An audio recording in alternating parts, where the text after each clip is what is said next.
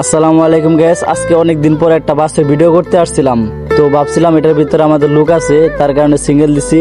ভাইয়া ভাবছে যে আমি ঢাকা যাবো, ভাইয়াও দাঁড়ায় গেছে। পরে ভাইয়াকে বলার পর বুঝতে পারছে যে এখানে একটা শুট চলতেছে, ভাইয়া হাসতেছে। তো দুজনে একটা ভুল বুঝাবুঝি হয়েছে, মিস্টেক হয়ে গেছে গা।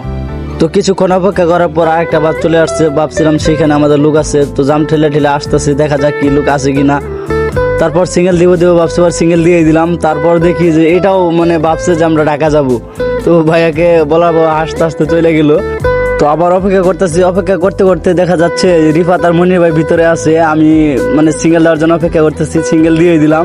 রিফাত নামলো, নামার পর বক্সটা খুলবে, আমি বলতেছি যে আমাকে বস্তার আঙ্গায় দেওয়ার জন্য। আঙ্গায় দেওয়ার পর আমি চলে গেলাম, নয়ন ফ্রেমটা ঠিক রাখতে পারতেছে না।